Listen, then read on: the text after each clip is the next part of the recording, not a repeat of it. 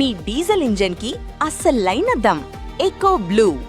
Amaravati international airport కంటే ముందే విజయవాడ అంతర్జాతీయ విమానాశ్రయం రూపురేఖలు మారబోతున్నాయి. ఆల్రెడీ విజయవాడ ఎయిర్పోర్ట్కి సంబంధించినటువంటి ప్రణాళికని, దాన్ని అప్గ్రేడ్ చేసేటువంటి ప్రణాళికని 2 ఏళ్ల క్రితమే ఫైనల్ చేశారు. దాన్ని పనులు కూడా ప్రారంభించారు. అయితే కాంట్రాక్ట్ సంస్థ చేస్తున్నటువంటి లోపభూయిష్టమైన విధానాల వలన ఆ సంస్థకి సంబంధించిన కాంట్రాక్ట్ని ప్రభుత్వం రద్దు చేసింది. మళ్ళీ ఫ్రెష్గా టెండర్స్ పిలిచి కేఎంవి సంస్థకి ఈ కాంట్రాక్ట్ని అప్పగించారు. ఇప్పుడు పనులు పునః ప్రారంభమయ్యాయి. వాస్తవానికి Bhogapuram international airport, Alluri Sitaramaraju international airport, భోగాపురంతో పాటుగా విజయవాడ ఇంటర్నేషనల్ ఎయిర్పోర్ట్ కూడా అప్గ్రేడ్ కావాల్సినటువంటి ప్రణాళికలో భాగంగా ఉన్నటువంటి అంశం. కానీ ఈ జాప్యం వలన, ఈ రద్దు వలన కొంత డిస్టర్బెన్స్ జరిగింది. ఇప్పుడు ఇంటర్నేషనల్ ఎయిర్పోర్ట్కు తగ్గ రూపురేఖలు సంపాదించుకునే దిశగా Vijayawada airport, Gannavaram airport ready అవుతుంది. దానికి సంబంధించిన ప్రణాళికని చూద్దాం. కేంద్ర మంత్రి శ్రీనివాస్ వర్మ ఈ పనులని పర్యవేక్షించేందుకు, అంటే పునఃప్రారంభమైనటువంటి నేపథ్యంలో అక్కడికి వెళ్ళారు.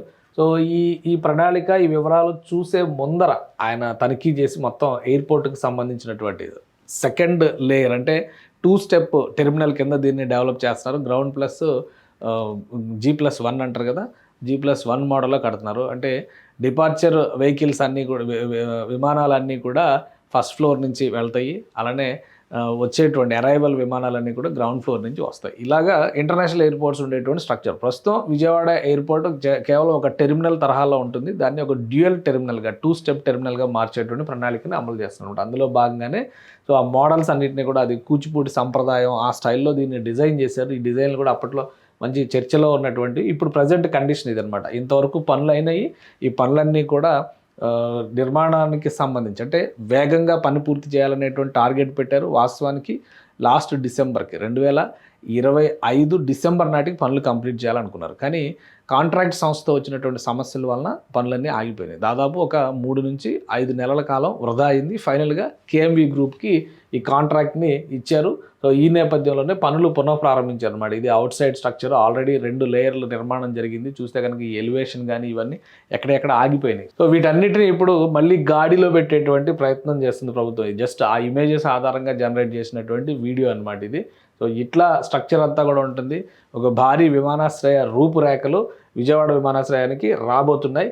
ఈ ఒక్కసారి ఇప్పుడు పెట్టుకున్నటువంటి అప్గ్రేడ్ చేస్తున్నటువంటి ప్రణాళికను మనం ఒకసారి చూస్తే కనుక అందులో దాదాపుగా 3.5 మిలియన్లు, 35 లక్షల మంది సంవత్సరానికి ప్రయాణం చేసే విధంగా అప్గ్రేడ్ చేస్తున్నారు. విజయవాడ ఇంటర్నేషనల్ ఎయిర్పోర్ట్ని 2 స్టెప్ ఎయిర్పోర్ట్గా మారబోతుంది. 3.5 లక్షల మంది అంటే రద్దీ సమయంలో ఒక విధంగా చూస్తే 1200 మందిని హ్యాండిల్ చేసేటువంటి సామర్థ్యం ఉంటుంది. ఒక 800 మంది డొమెస్టిక్ ప్రయాణికులు, మరి ఒక 400 మంది ఇంటర్నేషనల్ ప్రయాణికులు. ఇంటర్నేషనల్ కనెక్టివిటీని కూడా పెంచాలని చెప్పారు. ఎందుకంటే అమరావతికి first access point Vijayawada international airport, అంటే గన్నవరం ఎయిర్పోర్టే అవుతుంది.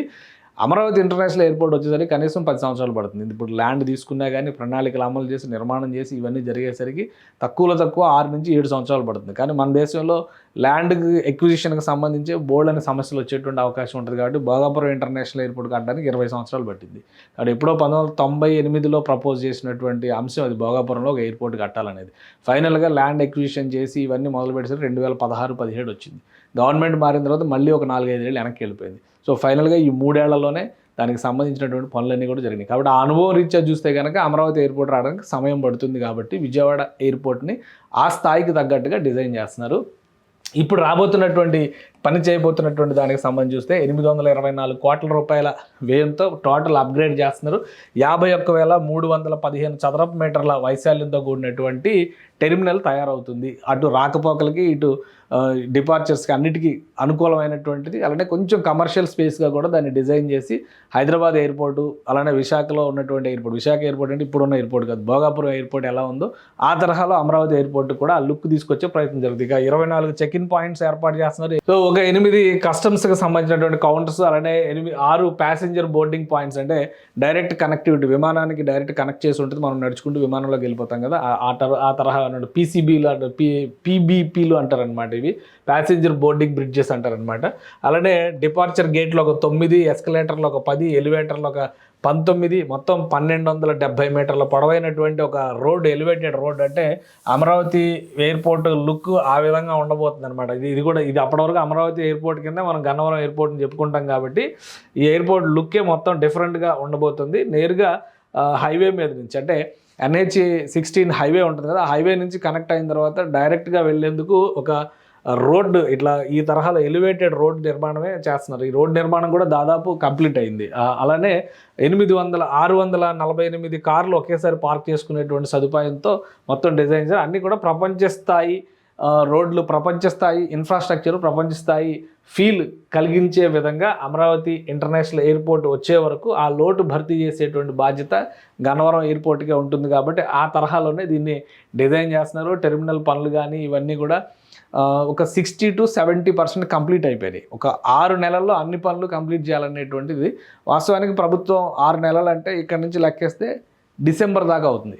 కానీ పనుల్ని స్పీడప్ చేసి దసరా నాటికి, దసరా ఎందుకంటే విజయవాడ అమ్మవారికి ఉండేటువంటి కొలువు తీరినటువంటి ప్రదేశం కాబట్టి దసరాకి రాకపోకలు పెద్ద ఎత్తున జరిగేటువంటి అవకాశం ఉంటుంది. కాబట్టి దసరా నాటికి విజయవాడ ఎయిర్పోర్ట్ని, గన్నవరం ఎయిర్పోర్ట్ని అప్గ్రేడ్ చేసే ప్రాసెస్ని కంప్లీట్ చేయాలని ఒక టార్గెట్గా పెట్టుకున్నారు. ఎంతవరకు ఇది అమలవుతుందో చూడాలి. కొత్తగా ఇచ్చినటువంటి కంపెనీకి అంటే KMV సంస్థకి ఈ కాంట్రాక్ట్ దక్కింది. ఆల్రెడీ అమరావతి కన్స్ట్రక్షన్లో కూడా పాలుపంచుకుంటున్నటువంటి సంస్థ, టార్గెట్కి తగ్గట్టుగా పనిచేయడంలో అనుభవం ఉన్నటువంటి సంస్థ. పాండిచేరి విమానాశ్రయం ఇట్లాంటి కొన్ని విమానాశ్రయాలు నిర్మించిన అనుభవం కూడా KMV సంస్థకు ఉంది. వాటి రీత్యా చూస్తే కనుక టార్గెట్ కంటే ముందే కంప్లీట్ చేసి దసరా నాటికి విజయవాడ ఇంటర్నేషనల్ ఎయిర్పోర్ట్ని అద్భుతమైన వసతులతో అందుబాటులోకి తీసుకురావాలని చెప్పిన ప్రయత్నాలు జరుగుతున్నాయి.